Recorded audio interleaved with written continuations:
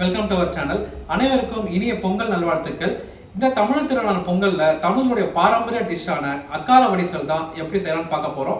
கிட்டத்தட்ட 1000 வருஷம் பழமையான இந்த அக்கார வடிசலை எப்படி செய்யலாம்னு பார்க்கலாம். வாங்க வீடியோக்குள்ள போகலாம். அக்கார வடிசலுக்கு ஃபஸ்ட்டு 250 கிராம் பச்சரிசி எடுத்துக்கலாம். அதில் ஒரு 80 கிராம் பச்சை பருப்பை ஆட் பண்ணிக்கலாம். இப்போ ரெண்டுத்தையும் நல்லா வாஷ் பண்ணிவிட்டு ஊற வச்சுக்கோங்க.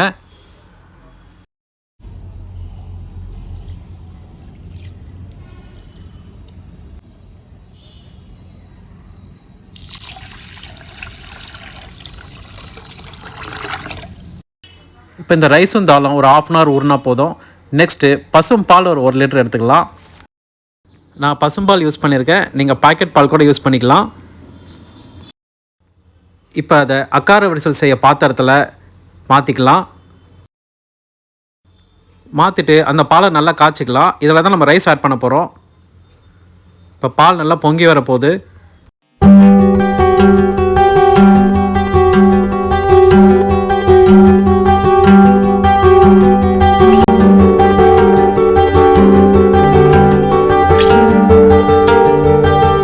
இப்போ பால் நல்லா கொதி வந்ததும் நம்ம ஊற வச்ச ரைஸையும் தாலையும் ஆட் பண்ணிக்கலாம். ஆட் பண்ணோடனே நல்லா மிக்ஸ் பண்ணி விடுங்க. ஏன்னா இதை நம்ம ஃபுல் அண்ட் ஃபுல் மில்க்லேயே வேக வைக்கிறதுனால சீக்கிரமாக அடி பிடிக்கும். ஸோ இதை லேடில் வச்சு நல்லா மிக்ஸ் பண்ணிகிட்டே இருக்கணும், அடி பிடிக்காத மாதிரி.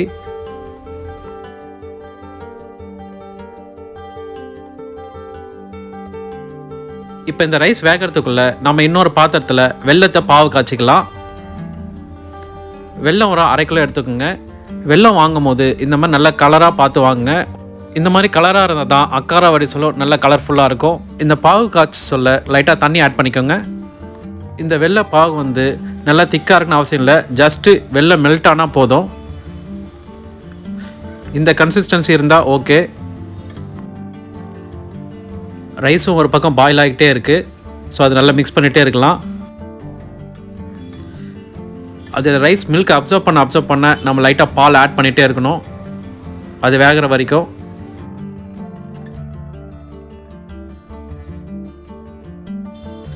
இப்போ இந்த மில்க்லேயே ரைஸ் நல்லா வெந்துருச்சு. இந்த டைமில் நம்ம பாவு காய்ச்சின வெல்லத்தை ஆட் பண்ணிக்கலாம்.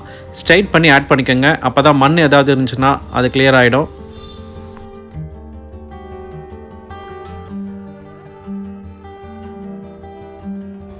இப்போ வெல்லம் நல்லா மிக்ஸ் பண்ணியாச்சு. இப்போ நெக்ஸ்ட்டு பச்சை கருப்பர் கொஞ்சம் ஆட் பண்ணிக்கலாம். இது லைட்டாக ஒரு பிஞ்ச் ஆட் பண்ணால் போதும், ரொம்ப அதிகமாகிடுச்சுன்னா வாசனை ரொம்ப அதிகமாகிடும். இது ஆட் பண்ணும்போது கோவிலில் கிடைக்கிற மாதிரி அக்கார வடிசல் சூப்பராக இருக்கும்.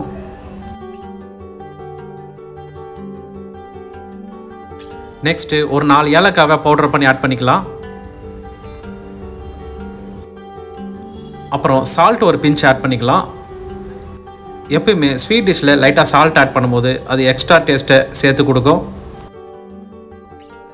நெக்ஸ்ட்டு ஒரு பேனில் ஒரு 100 ml கீ ஆட் பண்ணிக்கலாம். அதில் முந்திரி திராட்சையெல்லாம் ஃப்ரை பண்ணிக்கலாம். இந்த அக்கார வடிசலுக்கு மெயின் இன்னொன்று பார்த்தீங்கன்னா இந்த கீ நிறைய ஃப்ளேவராக இருக்கணும்.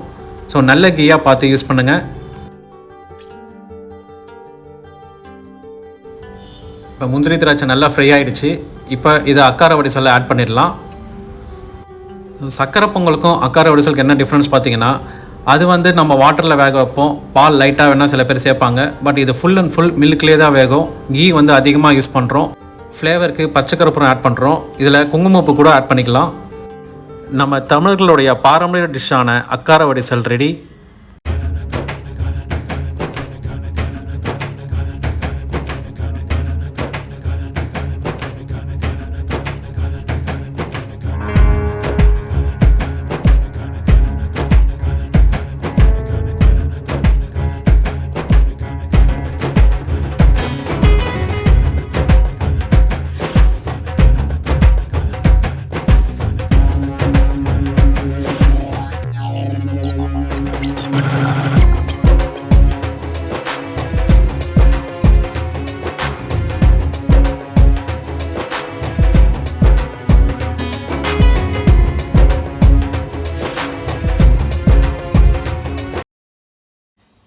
ஃப்ரெண்ட்ஸ், அக்கார வடிசலுக்கும் சக்கரை பொங்கலுக்கும் என்ன டிஃப்ரென்ஸ்னு பார்த்துருப்பீங்க. இது ஃபுல் அண்ட் ஃபுல் இந்த மில்க்லேயே வேகிறதுனால டேஸ்ட் வந்து அவ்வளோ சூப்பராக இருக்குது. நீங்களும் வீட்டில் ட்ரை பண்ணி பாருங்கள். இந்த வீடியோ பிடிச்சிருந்தா லைக் பண்ணுங்கள், ஷேர் பண்ணுங்கள், சப்ஸ்கிரைப் பண்ணுங்கள். மீண்டும் ஒரு முறை அனைவருக்கும் பொங்கல் தின நல்வாழ்த்துக்கள். சைனிங் ஆஃப், உங்கள் ராம்.